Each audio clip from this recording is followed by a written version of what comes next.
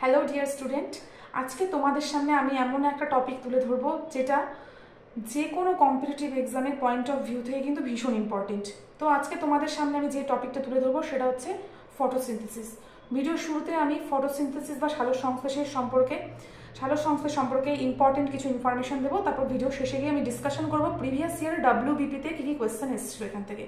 তো শুরুতেই আমরা জেনে নিই সালোক সংশ্লেষ কী। সালোক সংশ্লেষ হচ্ছে এমন একটি জারণ বিজারণ প্রক্রিয়া যেখানে কি করছে গাছ অ্যাটমসফিয়ার থেকে কার্বন ডাই অক্সাইড আর জল নিচ্ছে, তারপর কি করে পাতায় উপস্থিত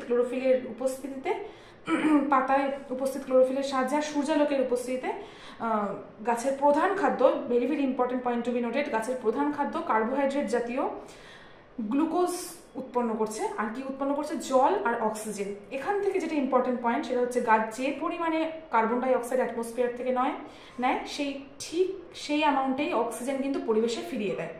তারপর সেকেন্ড ইম্পর্টেন্ট পয়েন্ট হচ্ছে, এখান থেকে অনেক সময় কোয়েশ্চেন আসে বা প্রিভিয়াস ইয়ারও কোয়েশ্চেন এসেছিল যে সালোক সংশ্লেষ প্রক্রিয়ায় যে অক্সিজেন উৎপন্ন হয় তার উৎস কি আমরা সবাই জানি, জল। তো এবার আপকামিং এক্সামে কি কোয়েশ্চেন আসতে পারে যে এই যে সালোক সংশ্লেষ প্রক্রিয়ায় জল থেকে অক্সিজেন উৎপন্ন হয়, এটা জারণ না বিজারণ প্রক্রিয়া? তো তোমরাই বলো, আমরা সবাই কি জানি অক্সিজেন যুক্ত হওয়াকে কি বলে? অবভিয়াসলি জারণ বলে। আর হাইড্রোজেন রিমুভ হলে সেটাকেও আমরা কি বলবো? হাইড্রোজেন যদি রিমুভ হয় তাহলে সেটাকে আমরা জারণই বলবো, তাই তো? তাহলে এই যে সালোক সংশ্লেষ প্রক্রিয়ায় জল থেকে অক্সিজেন উৎপন্ন হচ্ছে, তাহলে এটা কি প্রক্রিয়া? জারণ প্রক্রিয়া। অন্যদিকে এই কোশ্চেনটাও আসতে পারে, সালোক সংশ্লেষ প্রক্রিয়ায় যে কার্বন ডাই অক্সাইড থেকে গ্লুকোজ উৎপন্ন হয় সেটা কোন প্রক্রিয়া? সেটা কি প্রক্রিয়া? সেটা হচ্ছে বিজারণ প্রক্রিয়া, কেননা ওখানে হাইড্রোজেন যুক্ত হচ্ছে।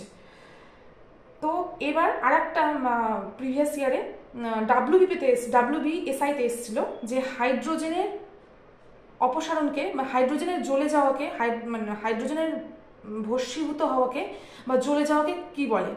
আমি একটু আগে কি বললাম? হাইড্রোজেন জ্বলে গেলে কি হয়? হাইড্রোজেন রিমুভ হচ্ছে, তাহলে এটা কি বিক্রিয়া? এটা হচ্ছে জারণ বিক্রিয়া। তো অপশনটা কি হয়ে যাবে? অপশনটা হয়ে যাবে জারণ। তারপরে এখান থেকে আরও যে ইম্পর্টেন্ট কোয়েশ্চেন্সগুলো আসে, সালোক সংশ্লেষের দশা। সালোক সংশ্লেষের কটি দশা? সালোক সংশ্লেষের দুটো দশা, একটা হচ্ছে আলোক দশা, একটা হচ্ছে অন্ধকার দশা। আমরা সবাই জানি আলোক দশা কোথায় ঘটে আর অন্ধকার দশা কোথায় ঘটে। তো এবার আমরা জানবো অন্ধকার দশায় কি উৎপন্ন হয়। তো অন্ধকার দশা, এটা প্রিভিয়াস ইয়ারে একটা এক্সামে এসেছিল, অন্ধকার দশায় কি উৎপন্ন হয়? অন্ধকার দশায় যে গ্লুকোজ উৎপন্ন হয়, কার্বন ডাই অক্সাইড থেকে যে গ্লুকোজ উৎপন্ন হয় সেটা হচ্ছে অন্ধকার দশা। তো অপশন ছিল কেলভিন চক্র। তো অন্ধকার দশার মধ্যে কেলভিন চক্রটা পড়ে, এটা তোমরা জেনে নাও, ভেরি ভেরি ইম্পর্টেন্ট পয়েন্ট। তো কেলভিন চক্রতে গ্লুকোজ উৎপন্ন হচ্ছে। তারপরে আর একটা প্রিভিয়াস ইয়ারে WBPতে এসেছিল যে সালোক সংশ্লেষ প্রক্রিয়ায় কোন শক্তিতে রূপান্তরিত হয়। আমরা সবাই জানি সালোক সংশ্লেষ প্রক্রিয়ায় আলোক শক্তি রাসায়নিক শক্তিতে রূপান্তরিত হয়, ঠিক আছে? আর আমরা সবাই জানি কোয়ান্টোজোম কণা কোথায় থাকে? কোয়ান্টোজোম কণা পাতায় উপস্থিত যে স্ট্রোমা আছে, গ্রানার স্ট্রোমা। তো আমরা কি জানি? গ্রানার থাইলাকয়েডে কোয়ান্টোজোম কণা থাকে। তো এটাও প্রিভিয়াস ইয়ারে এই কোশ্চেনটা এসেছিল। তো এরকম আরও যদি ইন্টারেস্টিং ফ্যাক্ট যেগুলো প্রিভিয়াস ইয়ারে এসেছিলো সেগুলো যদি আমরা ডিটেলস ডিসকাশন জানতে চাই তাহলে অবশ্যই চ্যানেলটিকে সাবস্ক্রাইব করে রেখো।